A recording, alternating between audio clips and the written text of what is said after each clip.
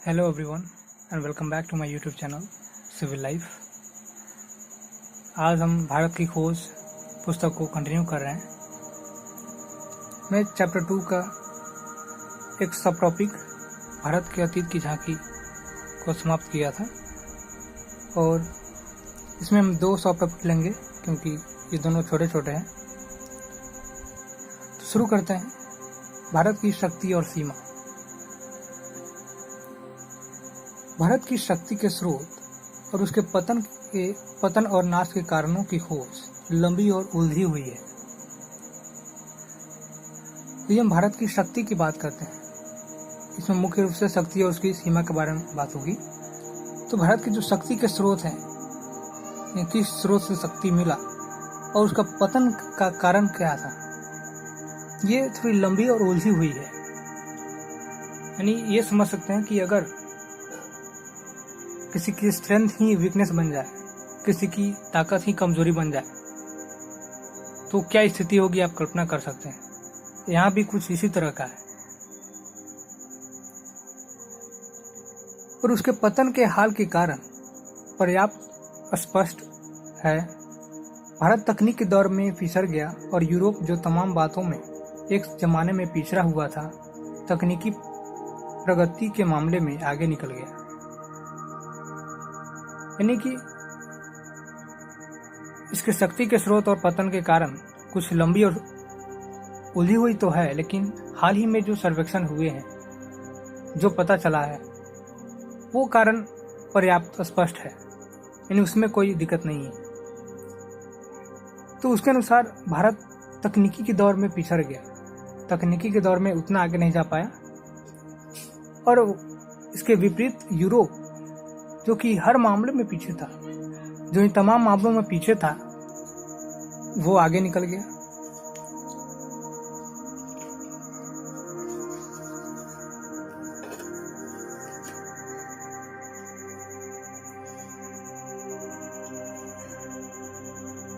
इस तकनीकी विकास के पीछे विज्ञान की चेतना थी और हौसलामंद जीवनी शक्ति और मानसिकता थी।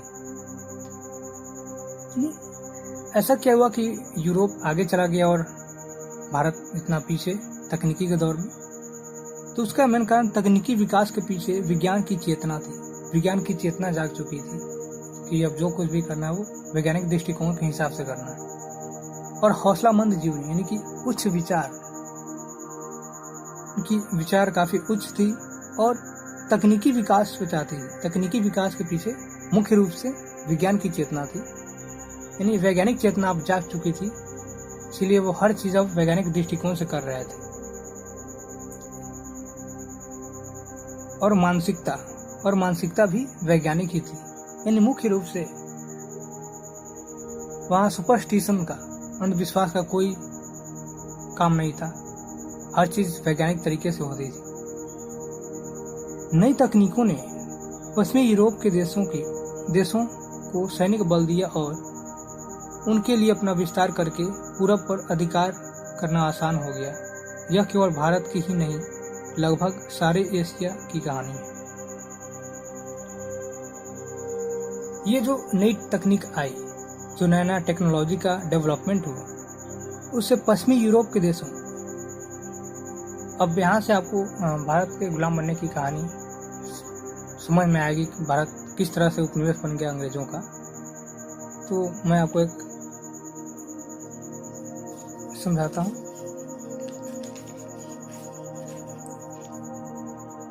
जैसे अगर यहाँ पे अगर एशिया है और यूरोप यहाँ, तो यूरोप में भी यहाँ पे पश्चिमी यूरोप की बात की गई है। ये यहाँ का जो पश्चिमी यूरोप है, यहाँ पे ज्यादातर विकास हुए। तो इन्होंने क्या किया, अपने उस तकनीकी विकास से अपने सैनिक बल बढ़ाया और पूरब पर अधिकार करना शुरू कर दिया और पूरब के सभी देशों को अधिकतर देशों को अपना उपनिवेश बनाते चला गया। और जिसमें हमारा एक देश भारत भी था। धीरे धीरे भारत भी अंग्रेजों का उपनिवेश बन गया। पश्चिमी यूरोप में पता है कि ब्रिटेन, फ्रांस, ये सभी आते हैं। तीन लोगों का डेवलपमेंट ज्यादा हुआ और इसमें तकनीकी विकास किस तरह, जैसे कि गोले बारूद, इन सभी चीज़ों का निर्माण, तो उनसे उनकी सैनिक बल काफ़ी बढ़ गई और दूसरे जगह कब्जा करना काफ़ी आसान हो गया।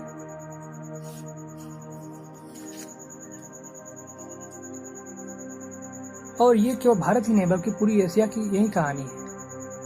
यानी ऐसा नहीं कि केवल भारत ही इन सभी चीज़ों में पीछे रहा, बल्कि भारत के और भी जो एशियाई देश थे वो भी पीछे आने लगे, वो भी पीछे हो गए। और उसके भी कई सारे इसके अन्य कई देश अंग्रेजों के उपनिवेश बन गए। ऐसा क्यों हुआ, इस गुत्थी को सुलझाना ज़्यादा मुश्किल है, क्योंकि पुराने समय में तो भारत में मानसिक सजगता और तकनीकी कौशल की कमी थी नहीं, किंतु बाद की सदियों में उत्तरोत्तर गिरावट का आभास होने लगता है।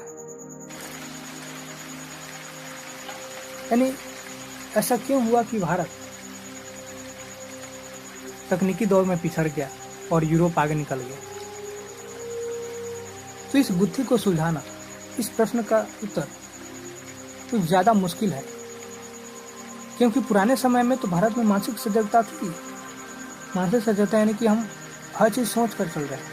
अगर हम कोई नया इन्वेंशन कर रहे हैं तो हम ये बात को ध्यान में रखेंगे कि इसके क्या फ़ायदे है, क्या नुकसान है, कितना फ़ायदा है, कितना नुकसान है, आगे ये हमारे जीवन को किस तरह से प्रभावित करेगा। वो सभी चीज़ें सोच कर चलते थे। और यही है मानसिक सजगता और तकनीकी कौशल और टेक्निकल स्किल भी था, इसकी कोई कमी नहीं थी। किंतु बाद की सदियों में उत्तरोत्तर गिरावट का आभास होने लगता है। किंतु कुछ सदियों बाद उत्तरोत्तर गिरावट का आभास होने लगता है। उत्तरोत्तर यानी कि लगातार गिरावट होने लगती है इन सभी चीज़ों में। यानी मानसिक सजगता नहीं रहती है, तकनीकी कौशल में गिरावट आने लगती है। जीवन की लालसा और उद्यम में कमी आ जाती है। ये दोनों एक दूसरे से संबंधित हैं। अगर जीवन की लालसा बढ़ती है तो उद्यम भी बढ़ेगी, और जीवन की लालसा कम होती है तो उद्यम भी कमी होगी। एक उदाहरण से समझाने की कोशिश करता हूँ। जैसे मानते हैं कोई जब पंखा या कूलर सबका इन्वेंशन नहीं हुआ था, अगर किसी को गर्मी लगती है तो ये चाहेगा कि कुछ ऐसे चीज़ का निर्माण करे जिससे कि गर्मी दूर हो। यानी कि अगर गर्मी बढ़ती है और हमारे अंदर ये लालसा है कि हमारा जीवन अच्छा हो, कंफर्टेबल हो, तो हमने क्या किया, फैन का इन्वेंशन कर लिया। तो फैन की इन्वेंशन करने में लोग तो चाहिए, तो उससे क्या होगा, उद्यम का विकास होगा, यानी व्यवसाय बढ़ेगी, लोगों को नौकरियां मिलेंगी। तो इस तरह से जीवन की लालसा और उद्यम दोनों में ही कमी आ गई। लोग सोचने लगे ना जो है चलने दो, कोई दिक्कत नहीं। तो जीवन की लालसा और उद्यम में कमी देखी गई और छिन्न होती रचनात्मक प्रवृत्ति की जगह अनुकरण की प्रवृत्ति ने ले ली। यानी कि अब क्या हो रहा है कि पहले क्रिएटिविटी बहुत ज़्यादा थी, लोग बहुत ही रचनात्मक प्रवृत्ति के थे, हर नई चीज़ों का निर्माण करते थे, नए नए सोच विचार रखते थे। लेकिन धीरे धीरे उनमें अनुकरण करने की प्रवृत्ति आ गई। अनुकरण मतलब होता है दूसरों की नकल करना। कोई और जिस तरह से कर रहा है उसी को नकल करके हम भी अपना काम कर लेंगे। तो ये अनुकरण करने की प्रवृत्ति आने लगी धीरे धीरे। ये भी कारण है। तो ये सभी जितने भी सभी कारण हैं कि क्यों भारत पीछे रह गया और बाकी देश, यूरोप जैसे देश आगे निकल गए। जहाँ कामयाबी के साथ विद्रोही विचार पद्धति ने प्रकृति और ब्रह्मांड के रहस्यों को भेदने का प्रयास किया था, वहाँ शब्दाडंबर से लैस भाष्यकार उसकी जगह लेता दिखाई देने लगता है। यानी कि एक तरफ जहाँ टेक्नोलॉजी इतना डेवलप हो रहा है, तकनीकी का विकास हो रहा है कि हम ब्रह्मांड के रहस्यों के बारे में जानने की कोशिश कर रहे हैं कि ब्रह्मांड में क्या है, उसका क्या रहस्य है, किस तरह से कैसे काम होता है। यानी कि मुख्य रूप से जो जियोग्राफिकल पार्ट है जिनमें हम ब्रह्मांड के बारे में पढ़ते हैं, तो उसके बारे में जो जानकारी जो हम पहले लिया करते थे, वो जो विचार थी हमारे अंदर पहले, उसके जगह अब क्या ले लिया, शब्दाडंबर और लैस से भाष्यकार। अब हम शब्दों के आडंबर में, शब्दाडंबर यानी कि शब्द जोड़ आडंबर, अब हम अंधविश्वास की तरफ आने लगे। शब्दों में, दूसरे शब्दों में उलझे रहते हैं। अब वो हमारी सोच प्रकृति के बारे में, ब्रह्मांड के रहस्यों के बारे में जानने की जो सोच है वो अब नहीं रही। अब हम शब्दाडंबर और अन्य भाष्यकार, यही सब में हम मिलकर रह गए। भव्य कला और मूर्तिकला का स्थान जटिल पचिकारी वाली सावधानी से की गई नक्काशी लेने लगी। यानी पहले जो कला होती थी, यहाँ भव्य कला और मूर्ति कला का जिस तरह से निर्माण किया जाता था, अब उसकी जगह क्या ले लिया, जटिल पचिकारी वाली सावधानी से की गई नक्काशी। यानी कि अब चूंकि हम क्या कर रहे हैं, यहाँ पे अनुकरण कर रहे हैं, लोग यहाँ पे अनुकरण की प्रवृत्ति अपना रहे हैं, इसीलिए जो दूसरे लोग जिस तरह से नक्काशी करते थे, पचिकारी करते थे, वो जटिल प्रक्रिया अपनाने लगे, तो उनमें वह सफल नहीं होंगे। अत्यंत अलंकृत और प्रभावी किंतु सरल, सजीव और समृद्ध भाषा की जगह अत्यंत अलंकृत और जटिल साहित्य शैली ने ले ली। यानी कि यहाँ पे भाषा की बात हो रही है, भाषा और शैली की बात हो रही है कि जहाँ एक तरफ हमारी सरल, सजीव और समृद्ध भाषा थी, जिससे हम अपने विचार आसानी से प्रकट कर पाते थे, हमारे अंदर जो कुछ भी रहता था हम एक दूसरे से स्थानांतरित कर पाते थे, लेकिन उसकी जगह किसने ले ली, जटिल साहित्य शैली ने ले ली। अब हम जटिल शैली को अपनाने लगे, तो उससे क्या हुआ कि हमारा कम्युनिकेशन भी लो हो गया, हम एक दूसरे से अपनी भावनाओं को व्यक्त नहीं कर पा रहे थे। तो ये सभी परिवर्तन हमें दिखाई दिए, एक जगह से दूसरी जगह ये शिफ्टिंग का प्रोसेस चल रहा है। और एक भाषा के बारे में आज जो बात हो रही है कि भाषा पहले बहुत ही सरल और सजीव समृद्ध हुआ करती थी, लेकिन बाद में वो जटिल साहित्य शैली ने उसकी जगह ले ली। जैसे आज बहुत से लोगों को अंग्रेजी में प्रॉब्लम होती है, यानी कि हिंदी, जिस तरह से हम हिंदी में अपना कुछ भी अपना विचार व्यक्त कर सकते हैं, उस तरह से इंग्लिश में उतना बहुत से लोग नहीं कर पाते हैं। तो ये उसी तरह का यहाँ पे बात कहा गया है कि पहले की भाषा बहुत ही सरल थी, उसे कोई भी आसानी से समझ सकता था, लेकिन बाद में ये जटिल भाषा, जटिल साहित्य शैली आ गई। साहसिक कार्यों की लालसा और छलकती हुई जिंदगी, जिसके कारण सुदूर देशों में भारतीय संस्कृति का प्रसार संभव हो सका था, छिन्न हो चली और उसके स्थान पर महासागरों को पार करने पर रोक लगाने वाली संकीर्ण रूढ़िवादिता ने जन्म ले लिया। साहसिक कार्यों की लालसा, पहले हमारे अंदर बहुत ही साहसिक कार्यों की लालसा थी, कोई बड़ा कार्य हम हमेशा करते थे, और इन्हीं सभी कारणों के चलते भारतीय संस्कृति का प्रसार विदेशों में हुआ करता था, दूसरे जगहों पे हुआ करता था, लेकिन वो भी धीरे धीरे समाप्त हो गई। अब ना कोई साहसिक कार्यों की इच्छा रखता है, ना कोई विशेष कार्य करता है। इसी कारण अब यहाँ की संस्कृति धीरे धीरे पतन की तरफ जा रही थी, अब कोई यहाँ पे आना नहीं चाहता।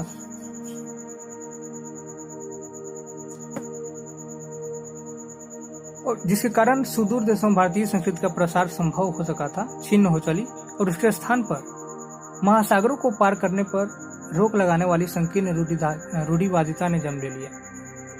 तो ये तो इतिहास ही है कि ऐसा माना जाता था उस समय कि अगर कोई महासागर को पार करके जाता है कहीं, तो वो अपना धर्म खो बैठेगा।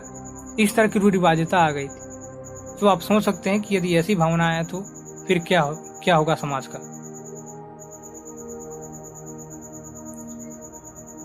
5 जांच पड़ताल व विवेकपूर्ण चेतना लुप्त होती गई और अतीत की अंधी मूर्ति पूजा ने उसका जगह ले ली। अंधी मूर्ति पूजा ने उसकी जगह ले ली। यानी पहले हम कोई भी चीज, किसी भी बात को विश्वास करने से पहले उसकी जांच पड़ताल करते थे। तो ये विशेष रूप से रिमर के बारे में हो रहा है, अफवाहें बहुत से उड़ती हैं।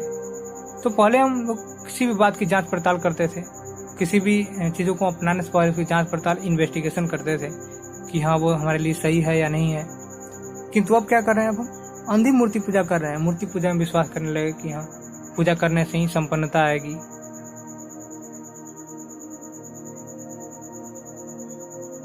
अतीत के विकट भार ने उसे कुचल कर रख दिया और ये सभी जितने भी कारण हैं, अब तक जितने भी कारण हमने देखे हैं, इन सभी चीजों ने उसे कुचल कर रख दिया। तो सब इन्हीं चीजों में लगे रहते थे, तो वैज्ञानिक दृष्टिकोण कहाँ से बढ़ पाएगी। किसी एक ने पूजा करना शुरू किया, वो अपने बेटे को वहीं सिखाएंगे, फिर इस तरह से पीढ़ी दर पीढ़ी वहीं चलता जाएगा। तो अतीत भार ने उसे कुचल कर रख दिया और एक तरह की मूर्छा से ग्रस्त हो गई। मानसिक जड़ता और शारीरिक थकावट की इस हालत में भारत का ह्रास होने लगा। मानसिक जड़ता का मतलब मूर्खता, यानी मूर्खता बहुत ज्यादा बढ़ गई यहाँ पे, और शारीरिक थकावट वो तो बढ़ेगी। यदि मानसिक रूप से नहीं तो शारीरिक रूप से भी सही नहीं होंगे, और इसी के कारण भारत का ह्रास होने लगा। तो इससे एक प्रश्न बन सकता है कि भारत का ह्रास किस तरह से हुआ। तो इनमें इस सभी पॉइंट्स में से आप कुछ लिख सकते हैं कि हाँ ये सभी कारण थे। तो इसमें क्या एक जगह से दूसरी जगह शिफ्टिंग हो रहा है, वैज्ञानिक दृष्टिकोण से अंधविश्वास की तरफ। ऐसे बहुत सारे कारण हैं, इनमें से आप कोई भी लिख सकते हैं। वह गतिहीन और जड़ हो गया जबकि विश्व के दूसरे हिस्से प्रगति के पथ पर चल पड़े। यानी कि जो लोग पहले रुके हुए थे वो आगे बढ़ने लगे, और जो पहले आगे बढ़ रहे थे वो रुक गए। यानी एकदम विपरीत स्थिति यहाँ पे देखने को मिल रही है। किंतु यह स्थिति का पूरा और पूर्णतः सही सर्वेक्षण नहीं है। यार नेहरू जी बता रहे हैं कि ये जो उन्होंने बताया ये सभी पूर्णतः और सही से नहीं है सर्वेक्षण। यदि और क्यों नहीं है, इसका भी कारण यहाँ है कि यदि केवल जड़ता और गतिहीनता का एकरस और लंबा दौर रहा होता तो उसका नाता अतीत से पूरी तरह, अगर ऐसा हुआ होता कि केवल गतिहीनता और एकरस और लंबा दौर रहा होता, यानी गतिहीनता और जड़ता का एकरस और लंबा दौर होता कि लोग अंधविश्वास में ही जा रहे हैं, उनका साइंटिफिक थॉट नहीं रहा अब इस तरह से, तो उनका दौर तो कभी का समाप्त हो चुका होता। आज उनसे हमारा संपर्क कैसे होता। अगर जो समाज अंधविश्वासी बनते जा रहा है तो धीरे धीरे ऐसा होगा कि कुछ समय के बाद वो तो समाप्त हो जाएगा। तो फिर इसमें कुछ तो ऐसा है जिसके कारण आज भी इनसे हमारी संबंध जुड़ी हुई है। तो उसका नाता अतीत से पूरी तरह टूट चुका होता। एक युग का अंत और उसके ध्वंसावशेषों पर किसी नई चीज का निर्माण होता। अगर इस तरह की बात होती, अगर केवल मूर्खता और गतिहीनता इसकी अगर केवल बात होती तो ये समाज कब का समाप्त हो चुका होता, और उस समाप्त हुए समाज के ध्वंसावशेषों पर, यानी उसके जो अवशेष है उसके ध्वंसावशेषों पर किसी नए समाज का निर्माण हुआ होता, और इसका संबंध आज हमसे नहीं जुड़ा हुआ होता। तो कुछ तो ऐसी विशेषता है जिसके कारण वो इतने लंबे समय तक चल पाए। इस तरह का क्रमभंग नहीं हुआ और भारत में भी निरंतरता बनी रही। इसके अलावा समय समय पर पुनर्जागरण के दौर भी आते रहे, यानी कि समाज जब इतना पिछड़ने लगा था तो ऐसा नहीं कि केवल पीछे ही चला जा रहा है। बीच बीच में बहुत से ऐसे समाज सुधारक भी आए जिन्होंने समाज को सही मार्ग दिखाने का प्रयास किया। नए को समझने और उसे अनुकूल बनाकर कम से कम पुराने के उस अंश के साथ जिसको रक्षा करने लायक समझा गया उसका सामंजस्य करने के प्रयास साफ दिखाई पड़ते हैं। यानी जब उन्होंने अपने विचार बदल दिए, जब वैज्ञानिक दृष्टिकोण से हटाकर अंधविश्वासी बनने लगे, तो ऐसा नहीं कि उनमें वैज्ञानिक दृष्टिकोण नहीं है, उसका कुछ अंश बचा हुआ है अभी भी। तो जो भी सोशल रिफॉर्मर्स थे, जो समाज सुधारक थे, उन्होंने इन अंशों को और विस्तार करने का प्रयास किया। उन्होंने ये कोशिश की कि इनमें सामंजस्य बना रहे और उनके विचार का विस्तार हो। वो फिर से उसी विचार को अपनाए जो पहले हुआ करता था, यानी अंधविश्वासों को छोड़ दें। और उसके सामंजस्य स्थापित करने के प्रयास साफ दिखाई पड़ते हैं। और ये इतिहास में सभी साफ दिखाई पड़ते हैं कि किस तरह उन्होंने प्रयास किया और समाज में सुधार आया। अक्सर पुराने का केवल बाहरी ढांचा प्रतीक के रूप में बचा रहा और उसकी अंतर वस्तु बदल गई। यानी जब सोशल रिफॉर्मर्स आए, समाज सुधारक जब उन्होंने अपना विचार रखा, तो धीरे धीरे सब कुछ परिवर्तन होने लगा। जो अंधविश्वासी थे, जो ये सभी चीजों में विश्वास रखते थे, मूर्ति पूजा आदि में, वो बाहर से तो वैसे दिख रहे थे, लेकिन अब अंतर वस्तु, उनकी आंतरिक जो विश्वास थी, जो आस्था थी, वो बदलने लगी। अब धीरे धीरे उनमें फिर से वही दृष्टिकोण आने लगा, वही वैज्ञानिक दृष्टिकोण आने लगा जो पहले हुआ करता था। ऐसी लालसा जो लोगों को उस लक्ष्य की ओर खींचती है जो पूरी तरह सिद्ध नहीं किया जा सका हो। यानी अब उनके अंदर एक लक्ष्य रख दिया कि आपको इस चीज की प्राप्ति करनी है। किसी कारण हम सभी का बहुत ज्यादा नुकसान हुआ है। आज हमारा समाज क्यों पिछड़ रहा है? यदि हम अपने पुराने दृष्टिकोण को नहीं अपनाएंगे तो फिर हम पीछे ही चलते जाएंगे, हमारा समाज आगे नहीं बढ़ पाएगा। इसलिए उन्होंने उन सभी के आगे कुछ लक्ष्य रखे ताकि वे उनके प्राप्त करने में, उन्हें सिद्ध करने में वो आगे बढ़ सके। वे लक्ष्य उन्हें अपनी तरफ खींच सके जो पूरी तरह से सिद्ध नहीं किया गया हो। और साथ ही प्राचीन और नवीन के बीच सामंजस्य स्थापित करने की इच्छा बराबर बनी रहती है। परिवर्तन जीवन का नियम होता है, ये रूल है, और हमेशा परिवर्तन होते रहता है। तो अब ये जरूरी नहीं कि जो विचार पहले हुआ करता था, पहले के जो विचार थे, पहले के जो वैज्ञानिक दृष्टिकोण थे, आज भी वही होंगे। नहीं, इसमें कुछ नवीन विचारधारा भी आएंगी, कुछ नए नए विचार भी होंगे, और दोनों के मिश्रण से एक नए विचार का निर्माण होगा।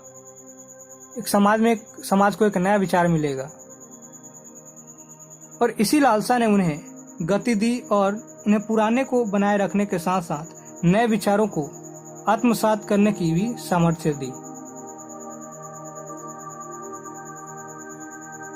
और यही लालसा, यही जो नई विचारधारा है, इसी ने उन्हें इस बात की प्रेरणा दी कि पुराने को बनाए रखने के साथ साथ हमें नए विचारों को भी आत्मसात करना चाहिए, यानी उसका ग्रहण करना चाहिए और उसी पे काम करना चाहिए।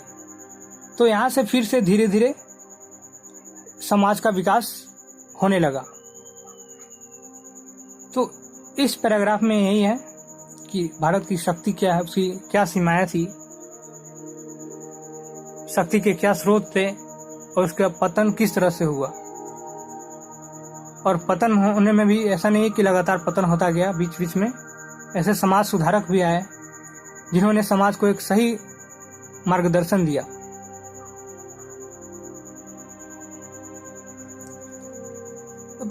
दूसरा है भारत की तलाश।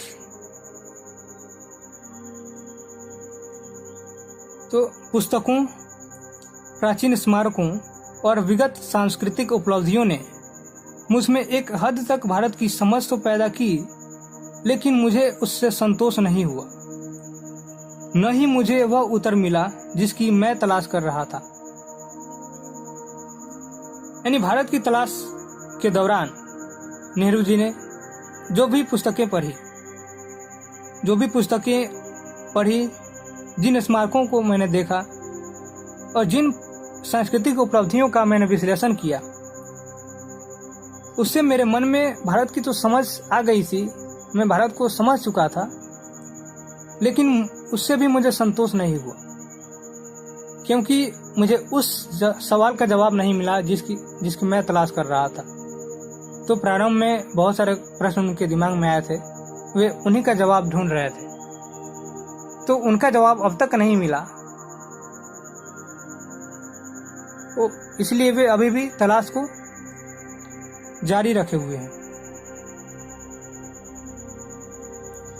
वर्तमान मेरे लिए और मुझ जैसे बहुत से लोगों के लिए मध्ययुगीनता, भयंकर गरीबी और दुर्गति और मध्य वर्ग की कुछ कुछ सतही आधुनिकता का विचित्र मिश्रण है। यानी मैं जिस तरह से अभी वर्तमान स्थिति को देखता हूँ, मैं यदि वर्तमान की बात करूँ तो मेरे लिए और मेरे जैसे बहुत से ऐसे लोग हैं जिनके लिए वर्तमान क्या है, मध्ययुगीनता, यानी मध्य युग के जो रीति रिवाज है उनका पालन करने वाले। भयंकर गरीबी बहुत ज्यादा है और दुर्गति भी है। साथ ही मध्य वर्ग की कुछ कुछ सतही आधुनिकता का विचित्र मिश्रण है। कुछ ऐसे भी हैं जो मध्य वर्ग के हैं, यानी जो समाज में न सबसे पीछे है न सबसे आगे है, ना पीछे वर्ग में आते हैं और ना ही आधुनिक युग में आते हैं, बल्कि वो मिश्रण के तौर पे हैं, तो वो मध्य वर्ग के लोग हैं। मैं अपने वर्ग और अपनी किस्म के लोगों का प्रशंसक नहीं था। ऐसा नहीं था कि मैं अपने ही लोगों की, अपने वर्ग के लोगों की प्रशंसा करता था कि ये लोग सही काम करते हैं, ये है वो है। और जैसा कि आप जानते भी हैं कि उन्होंने एक बाहरी आलोचक के रूप में भारत को देखने का प्रयास किया ताकि मैं भारत की सही जानकारी ले पाऊं, तो ये बात उससे भी संबंध रखती है। फिर भी भारतीय संघर्ष के नेतृत्व के लिए मैं निश्चित रूप से मध्य वर्ग की ओर देखता हूं। यानी कि मैंने अपने वर्ग के लोगों की कभी प्रशंसा नहीं की, फिर भी मैं भारतीय संघर्ष के नेतृत्व के लिए मैं मध्य वर्ग की ओर ही देखता हूं, क्योंकि मध्य वर्ग के अंदर बहुत सी ऐसी बातें हैं जो भारतीय संघर्ष में काम आने वाले हैं। भारतीय संघर्ष से हम छुटकारा पा सकते हैं। यह मध्य वर्ग स्वयं को बंदी और सीमाओं से जकड़ा हुआ महसूस करता है। मध्य वर्ग को लगता है कि मैं पूरी तरह से बंदी हूं, कैद हूं और सीमाओं से जकड़ा हुआ हूं, और खुद तरक्की और विकास करना चाहता है। यानी मध्य वर्ग खुद को बंदी और सीमाओं से जकड़ा हुआ तो मान रहा है, लेकिन चाहता है कि मैं तरक्की करूं, विकास करूं। किंतु अंग्रेजी शासन के ढांचे के भीतर ऐसा न कर पाने के कारण उसके भीतर विद्रोह की चेतना पनपी। उनकी इच्छा थी कि वे विकास करें, तरक्की करें, किंतु अंग्रेजी शासन के ढांचे, स्ट्रक्चर कुछ इस तरह के थे कि वे अपनी इच्छाओं को पूरा नहीं कर पा रहे हैं, और इसी कारण उनके मन में विद्रोह की भावना जगी कि अब हमें विद्रोह करना चाहिए। और नेहरू जी इसलिए ये बात बोल रहे हैं कि मैं संघर्ष के नेतृत्व के लिए मैं उनकी ओर देखता हूं, क्योंकि उनके अंदर वो भावना है जो विद्रोह से संबंधित है। वो विद्रोह करना चाहते हैं, लेकिन अंग्रेज शासन के ढांचे के अंदर होने के कारण वे ऐसा नहीं कर पा रहे हैं, जिसके कारण उनके अंदर विद्रोह की भावना जग रही है। लेकिन यह चेतना उस ढांचे के खिलाफ नहीं जाती जिसने हमें रौंद दिया था। जिस अंग्रेजी हुकूमत ने हम सभी को रौंद दिया, उसके खिलाफ वे मध्य वर्ग के लोग नहीं जा पा रहे हैं। ये उस ढांचे को बनाए रखना चाहते थे और अंग्रेजों को हटाकर उसका संचालन करना चाहते थे। वे ये नहीं चाहते थे कि वो ढांचे समाप्त हो जाए, वो जो अंग्रेजों ने जो नियम बनाए हैं वो समाप्त हो जाए। वे उसे बचा कर रखना चाहते थे, लेकिन वे ये चाहते थे कि अंग्रेज चले जाएं और हम शासन करें, हम इसका संचालन करें। ये मध्य वर्ग के लोग इस हद तक इस ढांचे की पैदाइश थे कि उसे चुनौती देना या उसे उखाड़ फेंकने का प्रयास करना इनके वश की बात नहीं थी। यानी ये उस ढांचे में इतने जकड़े हुए थे, उसके अंदर इतने बुरी तरह फंस चुके थे कि वे इसको चुनौती नहीं दे सकते थे। चुनौती देने की इनके बस की बात नहीं थी, और उखाड़ फेंकने की तो अलग बात है। यानी कि शासन बहुत ही कड़ा था अंग्रेजों का, इसके कारण ये विद्रोह नहीं कर सकते थे, चुनौती नहीं दे सकते हैं। नई ताकतों ने सिर उठाया और वे हमें ग्रामीण जनता की ओर ले गए। यहाँ नई ताकतों का मतलब ग्रामीणों से है कि वे यहाँ पे मध्य वर्ग की बात कर रहे हैं। तब तक उन्हें पता चलता है कि गांव से विद्रोह हो चुका है, तो इनका ध्यान ग्रामीणों की तरफ गया। पहली बार एक नया और दूसरे ढंग का भारत उन युवा बुद्धिजीवियों के सामने आया जो इसके अस्तित्व को लगभग भूल ही गई थी, क्योंकि नेहरू जी खुद शहर में रहते थे। इसलिए जब नई ताकतों ने सिर उठाया, जब उन्हें पता चला कि गांव से विद्रोह हुआ है, तो वे गांव की तरफ गए और उन्हें पता चला कि ये ऐसे लोग हैं जिनके अस्तित्व को भुलाया जा चुका है। यानी कि जो शहर में जो लोग हैं, मध्य वर्ग के जो लोग हैं, वे लगभग इनके अस्तित्व को भुला चुके हैं कि हाँ, इनका अस्तित्व भी है। जो भी है वे खुद को ही मानते हैं कि जो हूं मैं ही हूं।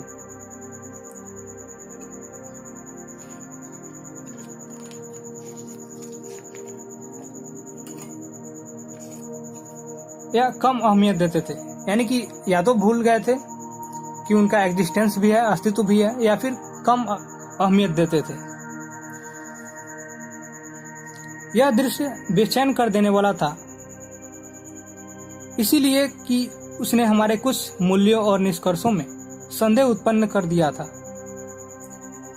यह दृश्य बेचैन कर देने वाला था। बेचैन करने का क्या मतलब है कि उसने हमारे कुछ मूल्यों और निष्कर्षों में संदेह उत्पन्न कर दिया था। यानी जो मेरी विचारधारा थी, जो कुछ भी मैंने सोचा था कि मैं मध्य वर्ग से आशा करता हूं कि हाँ, ये विद्रोह में ये साथ देंगे और भारतीय संघर्ष के नेतृत्व में साथ देंगे, तो वो तो नहीं कर पाए। लेकिन ग्रामीणों से इन्होंने ऐसी अपेक्षा नहीं की थी, फिर भी गांव से विद्रोह हो चुका था। तो वही बात है कि कुछ मूल्यों और निष्कर्षों में संदेह उत्पन्न कर दिया था। तब हमने भारत के वास्तविक रूप की तलाश शुरू की और इससे हमारे भीतर इसकी समझ और द्वंद्व दोनों ही पैदा हो गए। तो अब हमने भक्ति कहाँ है, वास्तविक शक्ति कहाँ छिपी हुई है। कुछ लोग ग्रामीण समुदाय से पहले से ही परिचित थे, इसीलिए उन्हें कोई नया उत्तेजक अनुभव नहीं हुआ। पर मेरे लिए यह सही अर्थों में एक नई तलाश के लिए एक यात्रा थी। चूंकि मैं शहर में पला बड़ा, मैं सभी के बारे में नहीं जानता था, इसीलिए वहाँ पे जो कुछ गांव के लोग थे उनके लिए कोई नई बात नहीं थी, कोई नया उत्तेजक अनुभव नहीं था। लेकिन मेरे लिए एक नया अनुभव था, एक नई तलाश की यात्रा थी कि ये कैसा है कि जिसे हमने इतना अहमियत नहीं दिया, जिसने हमें इतना महत्व नहीं दिया या उसके अस्तित्व को भुला दिया, उन्होंने इतना साहसी कार्य किया। गोया कि मुझे बराबर अपने लोगों की असफलताओं और कमजोरियों का दर्द भरा एहसास रहता था, पर भारत की ग्रामीण जनता में कुछ ऐसा था जिसे परिभाषित करना कठिन है, पर उसने मुझे बराबर आकर्षित किया। यानी कि ये ठीक है कि मुझे बराबर अपने लोगों की असफलताओं और कमजोरियों का दर्द भरा एहसास होता था, कि अपने लोगों की असफलताओं जिनसे मैं उम्मीद करता था कि हाँ, यहाँ से विद्रोह होगा, लेकिन वे असफल रहे इस मामले में। उनकी कमजोरियों के बारे में, उन सभी का दर्द का मुझे एहसास था। लेकिन भारत की ग्रामीण जनता में कुछ ऐसी विशेष बात थी जिसे परिभाषित करना कठिन है, लेकिन बराबर मुझे आकर्षित किया ग्रामीण इलाकों के लोगों ने। क्योंकि उनमें कुछ ऐसी विशेष बात थी, वो जज्बा था, वो ताकत थी कि उन्होंने अंग्रेजों के विरुद्ध अपनी आवाज उठाई।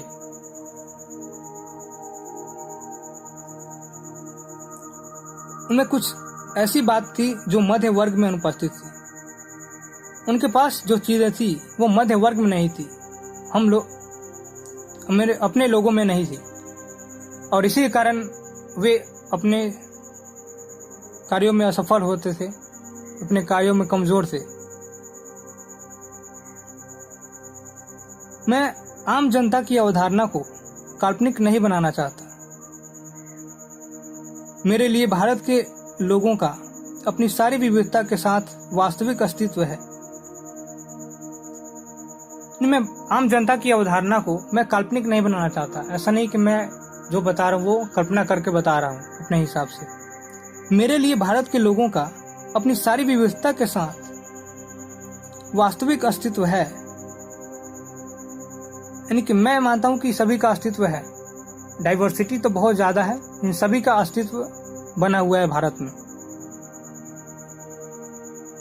उसकी विशाल संख्या के बावजूद मैं उनके बारे में अनिश्चित समुदायों के नहीं, व्यक्तियों के रूप में सोचने की कोशिश करता हूं। मैं ये नहीं सोचता कि उनकी संख्या कितनी है, और मैं ये भी नहीं सोचना चाहता कि उनके समुदाय के बारे में, कि वह समुदाय किस तरह का है, वो कैसा समुदाय है। मैं उनके व्यक्तियों के बारे में सोचता हूँ और उनके व्यक्तित्व के बारे में सोचता हूँ।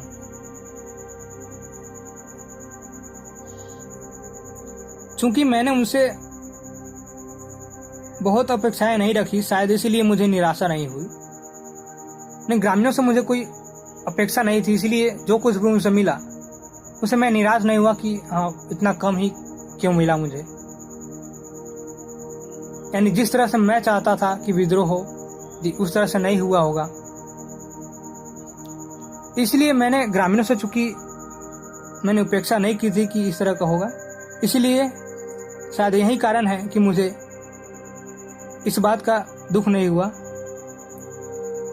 इस बात की निराशा नहीं हुई।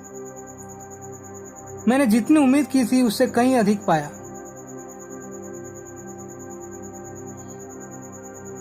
मुझे सूझा कि इसका कारण और इसके साथ ही उसमें जो एक प्रकार की दृढ़ता और अंतःशक्ति है, उसका कारण भारत की प्राचीन सांस्कृतिक परंपरा है, जो उन्होंने कुछ अंशों में अब भी बचाए रखा है। ये लाइन बहुत ही महत्वपूर्ण है और ये पूरे पैराग्राफ का क्रस्ट है। यहाँ पे जिस चीज के बारे में नेहरू जी बात कर रहे हैं कि कुछ ऐसी विशेष बात है जिसे परिभाषित करना कठिन है, तो ऐसा क्या है कि मुझे सूझा कि इसका कारण क्या है। इसके साथ ही उनमें एक दृढ़ता थी और एक अंतःशक्ति था। उसका कारण भारत की प्राचीन सांस्कृतिक परंपरा है। ये वही सांस्कृतिक परंपरा है जो वर्षों पहले, जो सदियों पहले हुआ करता था। यानी जब भारत प्रगति के मार्ग पर था, उस समय जो सांस्कृतिक परंपरा थी, आज ये ग्रामीण जनता उसी को अपनाए हुए हैं, और संभवतः इसी के कारण आज ये आगे आए हैं, अपने समाज में बढ़ चढ़ कर हिस्सा ले रहे हैं, अपने समाज को बर्बाद होने से बचा रहे हैं, जिसे उन्होंने कुछ अंशों में अभी भी बचाए रखा है। यानी उनमें अभी भी वो चीज है, लेकिन बहुत सारे लोग भूल चुके हैं और इसी कारण वे अंधविश्वासी हो गए हैं।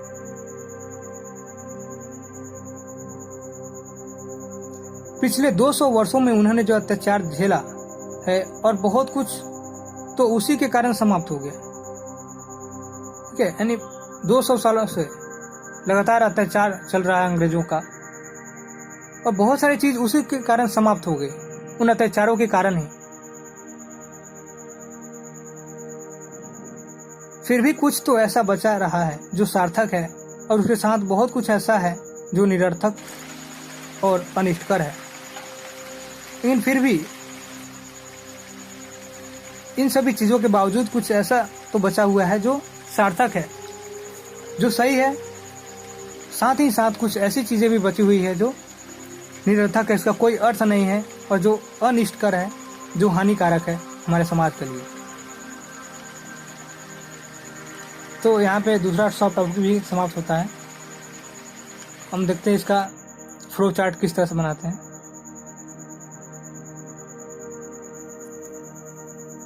तो भारत की शक्ति और सीमा, तो इसके दो तरह हम लिखते हैं। एक तरह लिखते हैं शक्ति के स्रोत क्या है, उसकी शक्ति किस तरह आई हुई थी, और भारत के पतन का कारण। तो इसके दो पहलू हैं, पहला एक शक्ति का स्रोत और दूसरा पतन के कारण, इसलिए मैंने दो अलग अलग जगहों पे लिखा। इसमें मानसिक सजगता और तकनीकी कौशल। तो मानसिक सजगता थी, वे जो कुछ नहीं बनाते थे, जो कुछ भी सोचते थे, वो मानसिक सजगता के साथ कि उसका भविष्य में क्या प्रभाव पड़ेगा, उसके कितने नुकसान है, कितने फायदे हैं। और तकनीकी कौशल, तकनीकी कौशल भी बहुत ज्यादा था, इसके कारण उनकी शक्ति काफी बढ़ चुकी थी। अलग है समृद्ध कला, उनकी कला अपनी समृद्ध थी, जो बाद में किसने ली, जो बाद में जटिल कला का रूप ले ली। तो ये जितने भी स्रोत दिख रहे हैं शक्ति के, यही सब आगे परिवर्तन होकर वो दूसरे कठिन की तरफ चले जाएंगे। यानी मानसिक सजगता के बाद अंधविश्वासी बन गए, समृद्ध कला की जगह जो जटिल पचिकारी वाली कला आ गई। समृद्ध भाषा, अब समृद्ध भाषा थी, इसी कारण कोई भी अपनी भावनाओं को अच्छे तरीके से व्यक्त कर सकता था। उसके जगह अब क्या आ गई, जटिल साहित्यिक शैली और समृद्ध संस्कृति। संस्कृति बहुत ही समृद्ध थी, और इसी के कारण विदेशों में भी भारत का नाम चलता था। और इसके पतन के कारण को देखते हैं।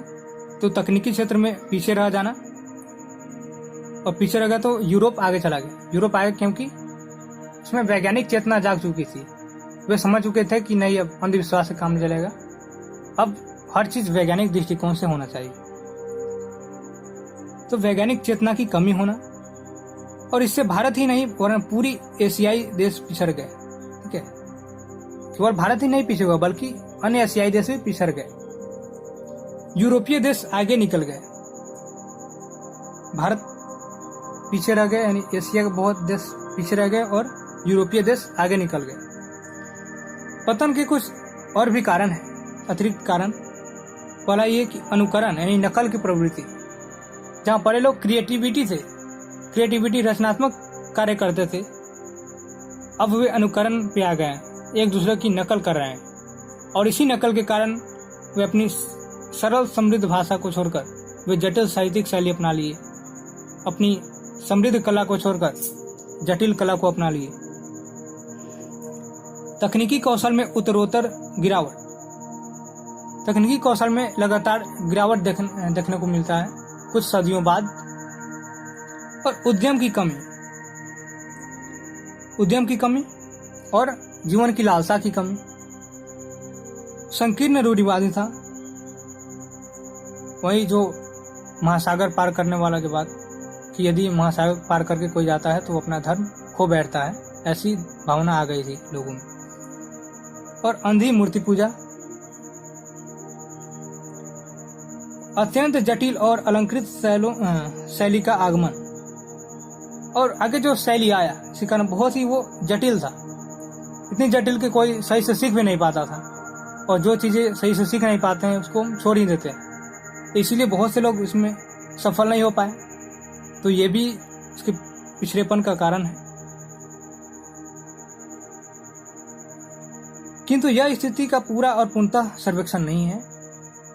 समय समय पर पुनर्जागरण भी कभी प्रभाव हुआ, और ये स्थिति का पूर्णतः और पूरा सर्वेक्षण नहीं। इसका क्या मतलब है कि अगर ऐसा हुआ होता, अगर केवल मूर्खता ही होती और अंधविश्वास का ही दौर चला होता, तो ये सभ्यता, ये भारतीय सभ्यता इतने सालों तक नहीं चल पाती। इसीलिए उसमें समय समय पे बहुत से समाज सुधारक भी आए जिन्होंने समाज को सही मार्ग दिखाने का प्रयास किया। तो पुराने अंश की रक्षा, पुराने जो हमारे अंदर जो स्किल थी उसकी रक्षा करने के लिए समाज सुधारक आगे आए और सामंजस्य बैठाया। सामंजस्य किसके बीच? तो जो पुराने विचार थे, पुराने विचार और नए विचार के बीच सामंजस्य बैठाकर एक और नया विचारधारा बनाया और उसी के आधार पर उन्होंने समाज को आगे बढ़ने के लिए प्रेरित किया।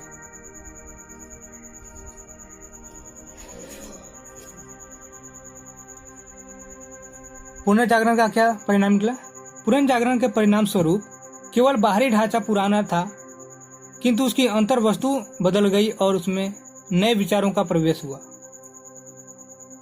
पहले जो समाज एक सुपरस्टिशन के मार्ग पर चल रहा था, अंधविश्वासी रास्ते पर चल रहा था, उसे समाज सुधारकों ने सही मार्ग दिखलाया और धीरे धीरे ऐसा देखने को मिला कि अब जो लोग हैं वो भले ही बाहर से ऐसे दिख रहे हैं कि हाँ वे अंधविश्वासी हैं, किंतु अंदर से उनके अंदर वैज्ञानिक दृष्टिकोण धीरे धीरे पनपने लगी। फिर से उनमें नए विचारों का प्रवेश हुआ। तो प्राचीन और नवीन के बीच सामंजस्य स्थापित करके नए विचारों को आत्मसात करने का सामर्थ्य आया कि जो पुराने विचार हैं और जो नए विचार हैं दोनों को मिलाने के बाद कुछ अलग नया विचार बनाते हैं और उसी के ऊपर हम काम करेंगे।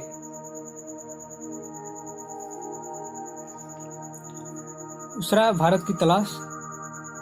तो भारत की समझ, ये नेहरू जी के भारत की समझ की बात करते हैं तो पुस्तकों से, उन्होंने पुस्तकों में पढ़ा, प्राचीन स्मारकों से और सांस्कृतिक उपलब्धियों का विश्लेषण किया। इससे उन्हें भारत की समझ विकसित हुई, वे भारत को अच्छे से समझ पाए। किंतु तत्कालीन और या वर्तमान स्थिति की बात करते हैं तो मध्य युगीनता, भयंकर गरीबी और दुर्गति और सतही आधुनिकता, यानी कि ऐसी आधुनिकता जो बहुत ही डीप में नहीं है, वो बस सतह पर ही दिख रही कि हाँ ये आधुनिकता है। वह मध्य वर्ग कौन है? तो भारतीय संघर्ष के नेतृत्व के लिए जरूरी समझते थे जवाहरलाल नेहरू। वे समझते थे कि मध्य वर्ग की जरूरत है। क्यों? क्योंकि ये इनके अंदर विद्रोह की भावना थी, ये विद्रोह करना चाहते थे। तो ये खुद को बंदी और सीमाओं से जकड़ा हुआ मानते थे कि हम कैद हो चुके हैं, हम सीमाओं से जकड़ चुके हैं। और ये तरक्की और विकास की इच्छा रखते थे कि हम तरक्की करें, हमारा विकास हो। किंतु अंग्रेजी शासन के ढांचे के कारण विद्रोह की चेतना का विकास हुआ नहीं। तरक्की और विकास की भावना की इच्छा थी, किंतु अंग्रेजी शासन इतना कड़ा था कि वे अपनी इच्छाओं को पूरा नहीं कर पाए, इस कारण उनके अंदर विद्रोह की भावना आ गई। फिर भी वे विद्रोह नहीं कर पाए क्योंकि वे चाहते थे कि अंग्रेजों को हटाकर स्वयं शासन करें। वे उस ढांचे को समाप्त करना नहीं चाहते थे, वे चाहते थे कि अंग्रेज हट जाए और हम खुद इस पे शासन करें। किंतु चुनौती देने में वे असमर्थ थे, वे चुनौती नहीं दे पाए, वे विद्रोह नहीं कर पाए। और जवाहरलाल नेहरू को उम्मीद थी कि वे यही विद्रोह करेंगे, लेकिन उनकी अपेक्षाओं पे पानी फिर गया। उन्होंने जो अपेक्षा की थी, ये मध्य वर्ग लोग उसमें असफल हो गए।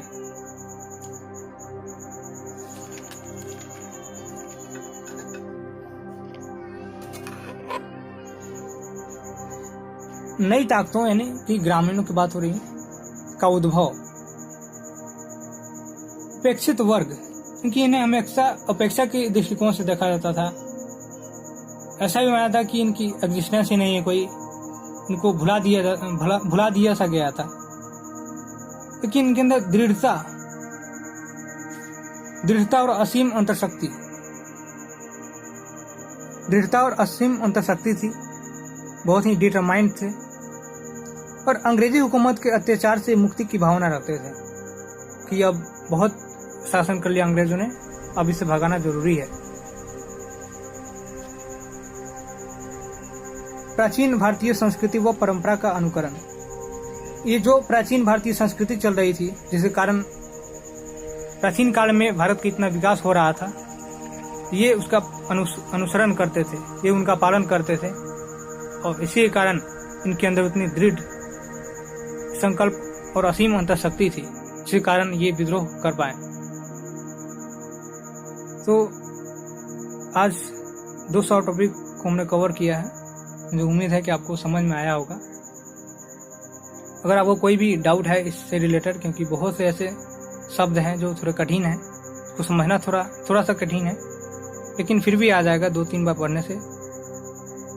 और अगर आपको ये अच्छा लगे तो आप अपने दोस्तों के साथ भी शेयर जरूर कीजिएगा, ताकि उन्हें भी समझ में आए। मिलते हैं अगली वीडियो में, तब तक के लिए धन्यवाद।